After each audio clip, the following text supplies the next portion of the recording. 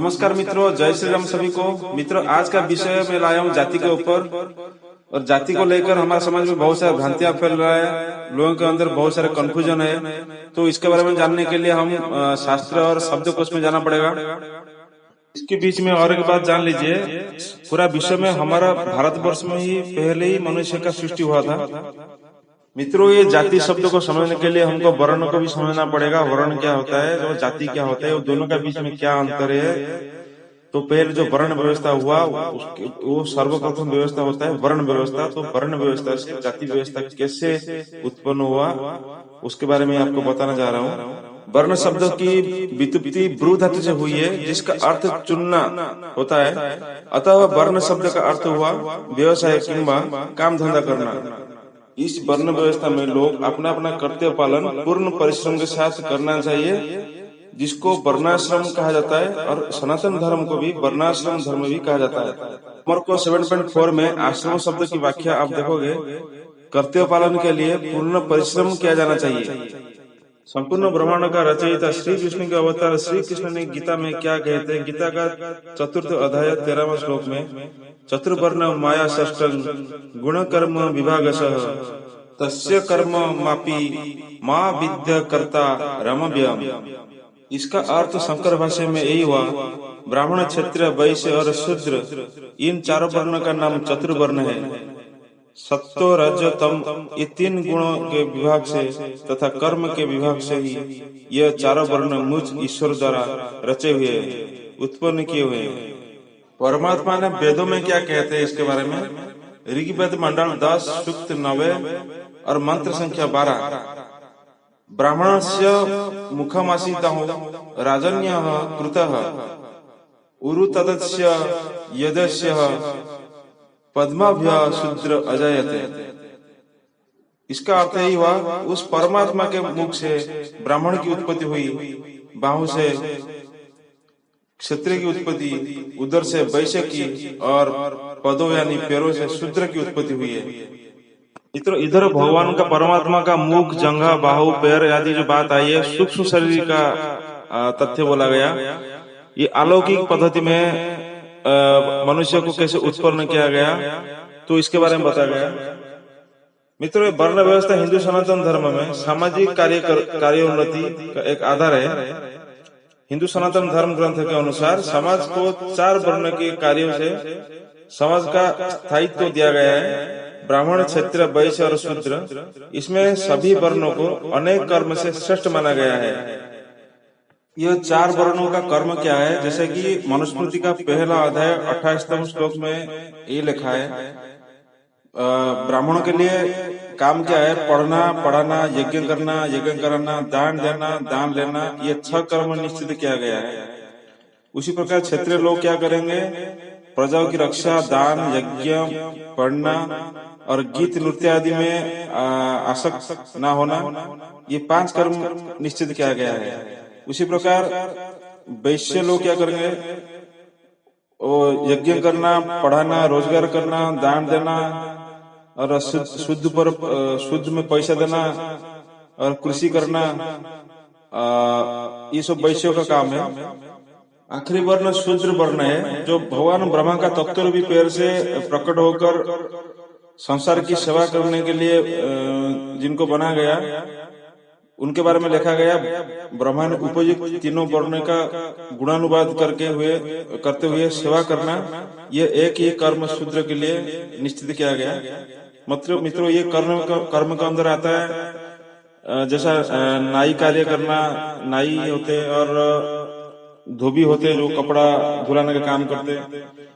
ये सारे 4 वर्णों में किसी का काम ना ऊंचा है ना किसी का काम नीचा है। मित्रों, सबका काम महान है। हमारा समाज में जो अफवाह फैल रहा है, जो झूठ फैल रहा है, जो एक घृणा भावना सृष्टि हुआ है, उसको सब दूर करिए।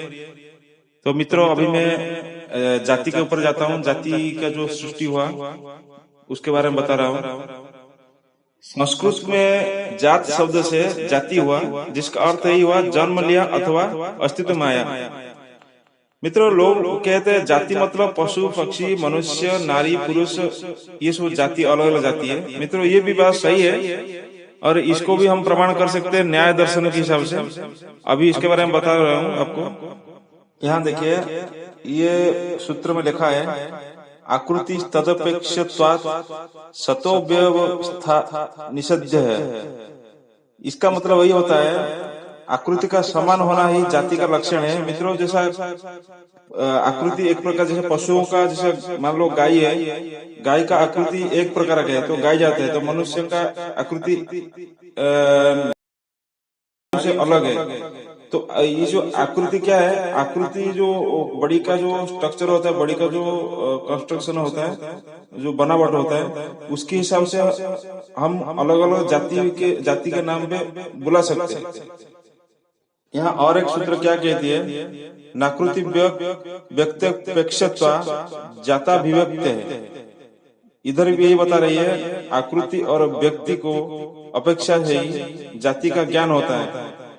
तो इसी प्रकार हम अलग अलग आकृति के हिसाब से हम जाति का विभक्ति भी कर सकते हैं।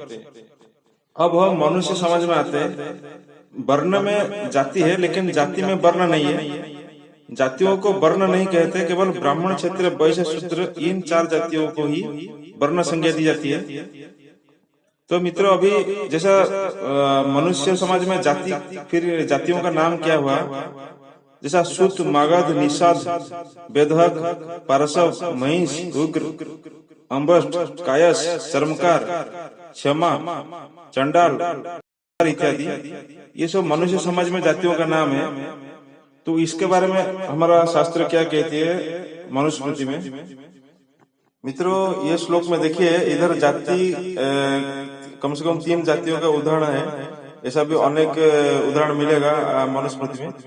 मैं अभी ये श्लोक का अर्थ आपको समझा देता हूँ। ब्राह्मणों की कन्या और क्षत्रिय की पुत्र के साथ अगर शादी हुआ और उससे जो पुत्र संतान पैदा होंगे, जो संतान पैदा होंगे, वो शुद्ध जाति के होंगे। और क्षत्रिय कन्या के साथ वैश्य पुत्र अगर शादी हुआ, उनमें से जो पुत्र जन्म लेंगे वो हो गए मगध। और ब्राह्मण कन्या के साथ और वैश्य पुत्र को अगर शादी हुआ, तो उनमें से जो संतान होंगे वो वैदेह जाति बोला जाएगा। तो फिर मैं 3 जातियों का काम के बारे में बताता हूँ। सूत यानी सारथी, सारथी मतलब जो रथ चलाते थे, उनको सूत जाति बोला जाता था। और मगध, जिसको वाट बोला जाता है, वो उनका काम था राजाओं का यश गान करना और कविता करना।